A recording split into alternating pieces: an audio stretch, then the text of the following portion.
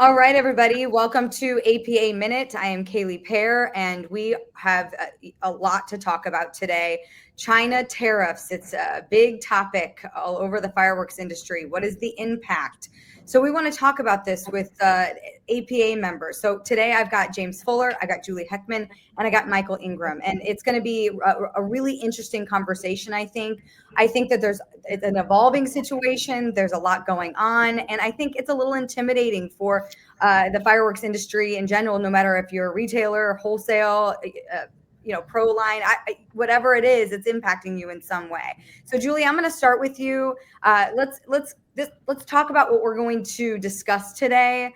The overview on this. This is a new thing, APA Minute, that we're going to be starting here, where if there's big news, we're going to give it to you. We're going to talk to you about it. We're going to be doing conversations like this. So Julie, let's go ahead and have you start and kick us off today.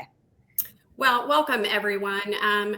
A little bit of introduction. We do have Michael Ingram, who is the APA president, and James Fuller, who is with Arena Communications and also is a strategist who has a lot of Capitol Hill experience. So I think we've got the right people here to talk to you today about the China tariffs. President Trump issued an executive order on February 1st, issuing tariffs on Canada and Mexico. Those are in the 25% range, and then 10% across the board on all products made in China, including fireworks. And what this really means is that the new duty will be the present 1.3 duty of 2.4 will go up to 12.4, and the consumer duty rate of 5.3 will increase to 15.3%. This causes a lot of angst for everyone, but the situation right now is extremely fluid. James, would you like to give us a little bit more background on that? Sure. I mean, I think we do have to anticipate the tariffs being in place for a period of time. But as we've seen with Canada and Mexico, I think if you read the tea leaves on what the president's trying to do, is use this as a negotiating bargaining chip to get to the table to talk about some serious issues and concerns that we have with China. I think that expands far beyond the markets. But I also think one thing we need to keep our eye on is the President Trump has shown that his eye is clearly going to be focused on the national economy, the U.S. economy and its health relative to inflation, but also he's going to pay attention to what the bond markets and what the U.S. and the capital markets are doing. And so I think you're going to see enough of a balancing act here that these tariffs aren't going to be long-term. That's my hope. That's my guess.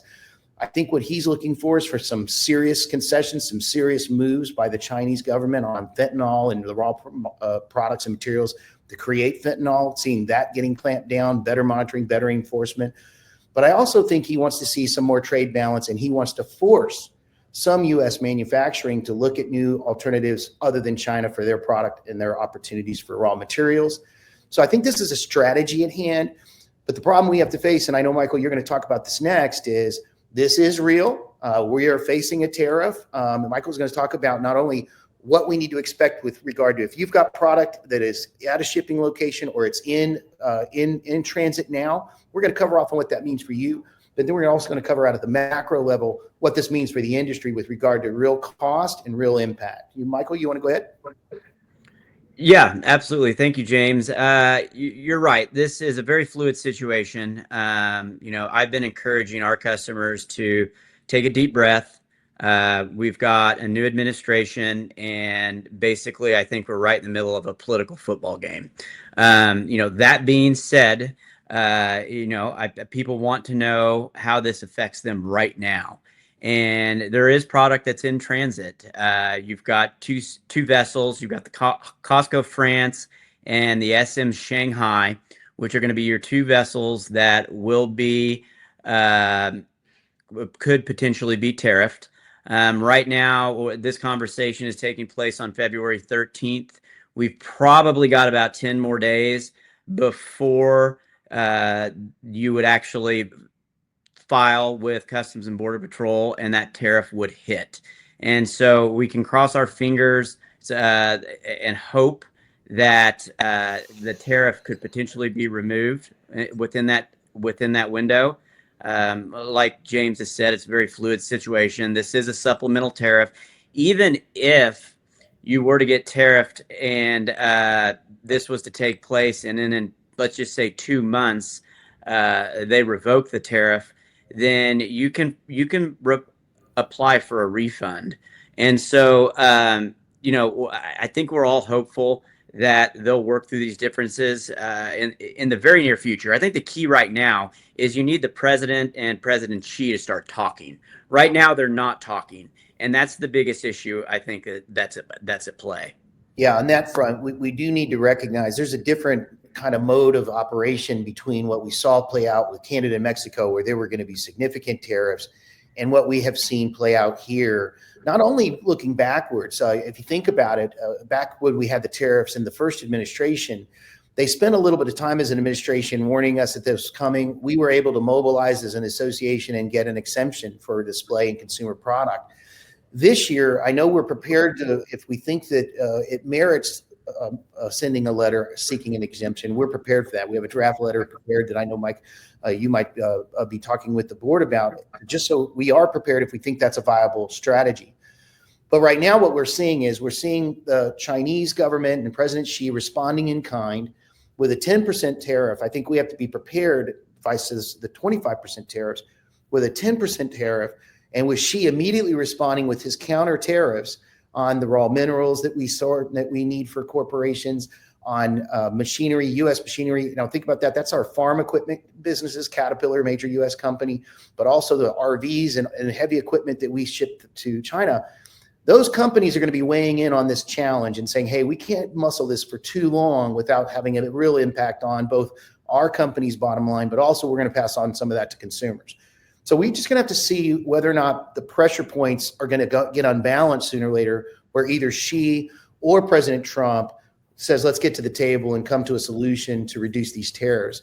That's, I think, where we are right now. And gosh, I don't know if Xi feels that pressure yet. Michael, do you have a view on that, on whether you feel that the Chinese government feels the pressure yet that they need to get to the table? I just don't. I go back to, I think it's a lot of political football. When you had the president of Mexico and the president of Canada concede so quickly to Trump, I don't think that bode well on the China side. You're not going to see Xi back down easily. He's just not going to do it. My question for you, James, would be, historically speaking, have we seen an administration use an executive order to this magnitude? I mean, applying a tariff across the board. I think that's what people are taken back with most right now and a little bit confused with. Yeah, this flood the zone theory that's been coined in the media that you've heard about on the executive actions that Trump has taken in the 300s now, and more to come, I have to say is highly effective.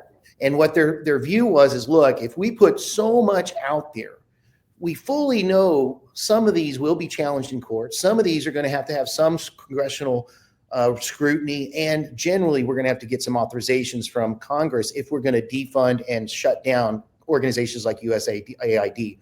I believe that at the inner sanctum of the Trump administration, they know that what they do at the macro sense, many of these will have legislative, they will have judicial scrutiny. But when you have so many things you're doing, you just have limited capacity on the side for which those types of challenges surface. And so you're starting to see that coming through. You're seeing more and more judicial decisions. Trump, to his credit, he's gotten a lot done. But if you look at the judicial decisions and the judicial direction on some of these executive actions, they have put a stop block on a number of them with regard to the USAID funding and looking into Social Security and having access to data. So I'm not saying whether that's right or wrong politically. What I am saying, though, is no, we've never seen anything like this in our history. He is moving to great impact. He said he was going to do this. We shouldn't be surprised. But what I do think is, I do believe that the organizations that generally would have that breaking power or have that voice of concern registered at a formal level whereby you can take it to somebody for an appeal process, that has been caught off guard. And I think you're just now seeing them catch up. And I don't know that they're going to have enough energy, and I don't know if the public will have enough tolerance towards this rising to a constitutional crisis. But I do believe you're going to see some governance starting to pull into the executive order and the velocity for which those start actioning out. So I think this is a really good breakdown, but how is all of this, I know it's fluid, but going to impact the firework industry as a whole? Like, let's break that down at this point in regards to the direct impact of what we have going on right now. Obviously could change tomorrow, but of what we have going on right now. Julie? Well, I think what's unique about this particular situation, as opposed to Trump's first, the tariffs in his first term, was that there was a notice and comment rulemaking. There was an opportunity for industries to come in and make their case for why we weren't harming U.S. manufacturing, that we weren't impacting intellectual property. So Trump was very creative in issuing these executive orders on an emergency level, which bypassed the opportunity for notice and comment rulemaking. And at the same time, he did it, so early in this new administration that we're still waiting on cabinet positions to be filled, to be able to know, who we can start working to, influence them on, how this impacts the firework industry. So, that in itself is really a unique situation to be in. We want to go advocate and say, hey, fireworks need to be out of this. Our arguments back in 2019 were spot on, and we got that relief very effectively. But we are looking for that window. We were looking for that door to open so that we can go in and make our case. And part of that is why we have drafted a letter, and we just need to strategize a little bit further with the APA board to determine when do we pull the trigger and actually send it. Yeah, and on that point, I believe the reciprocal tariff threat means a lot to both parties in this debate. President Trump has put a marker down, and that marker wasn't, I don't think, directed towards Canada or Mexico. It was targeted towards China. Say, hey, let's keep this to an even game here. Let's see if we can't get some work done on fentanyl so I can have a very important victory for the American public. And then I'll look at relief on both sides. Let's look at relief on both sides. So I think the reciprocal tariff push, I think it's real. And I think that's what we as an industry need to watch out for, is if they start ratcheting up more and more in this, and this becomes a trade war, that's when we probably as an organization need to step back and look at seeing whether or not we can put our unique case forward. Which good news is the U.S. Trade Representative is moving forward through confirmation. So now you're going to have those formal voices that can represent the industry, not only within the Trump administration, but also with China, and making sure we can continue to provide our product and not have to see a tariff situation that's going to, one, crimp down on our business opportunity, but more importantly, impact our consumers.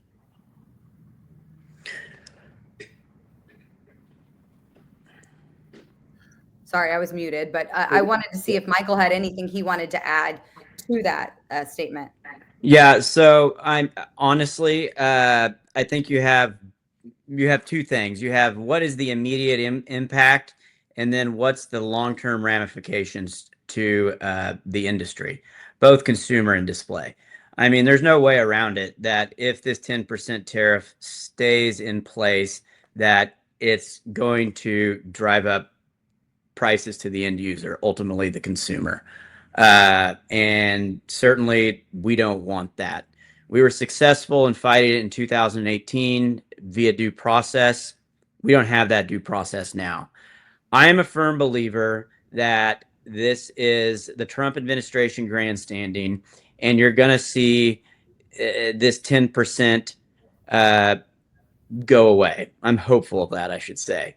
That being said, if we do get into I'm more concerned about when we get into a process on what potentially happens when they start to really ratchet up a trade war and the tariffs that could be imposed on fireworks down the road. I think we have an unbelievable case that we can make. The 302 tariffs are still, or the 301 tariffs are still in place. Mm-hmm. And we do have categories within that did get tariffed under that 301 tax, snappers, poppers, punks, fuse, things like that. And so we are still from a 1.4G, a 1.3G, still exempt from that 301 tariff. And so I would hope that that would be our immediate argument, and I think it's a good one. That being said, if we have to go in a different direction, we were successful in 2018 with, Julie did some amazing work back then. She knows the process, and I have no doubt then that we can successfully make a strong case again in the future. Yeah, I think we're really hoping we get that opportunity. We've got to, either go to USTR or go to Commerce and, make our case. It's just we need that opportunity to open up for us. This has been a great discussion. And, I want to reiterate that if you have any questions, please do not hesitate to comment below or give Julie an email. We are going to stay on top of this. This is our first APA Minute, and we're going to have a lot of info as this continues to unfold. But do you guys have before we wrap up, any advice for the members and dealing with the coming weeks of a lot of unknowns on where this is going to go? I would say from a business standpoint, I would encourage the APA membership to reach out to their customs brokers. They know a lot about what's happening on a day-to-day basis with the situation. Even reaching out to your larger importers and distributors, they know a lot on what's happening on a day-to-day basis. And of course, I'm always available if you'd like to contact me as well. This was before we wrap it up, just seeing if you guys had any advice for the industry. Well, the APA is going to continue to keep the membership updated with as much information as we can. Knowing that the situation is fluid, we're on top of it. And as soon as we have additional details that we can share, we will certainly do that. The membership can always contact me directly. We have my information on the closing screen. And I'd like to thank Kaylee Pear with Paired Up for putting this together today. I think this APA Minute is going to be a great way, a new tool for us to communicate with the membership. So thank you all for watching. Thank you guys for doing this. I think it's just a lot of information, a lot of change, and I think it's a good way to have a conversation and get things started. So I want to thank you guys for taking the time to do this as well. And again, please make sure you're liking us on social media, staying connected on YouTube as well, because this is where we're going to be putting the updates out in the future. And we're really excited about that and being able to connect with you in that way. So again, thank you, James, Julie, Michael, and everyone here watching. If you have any questions, please put them in the comments below. Otherwise, have a great day.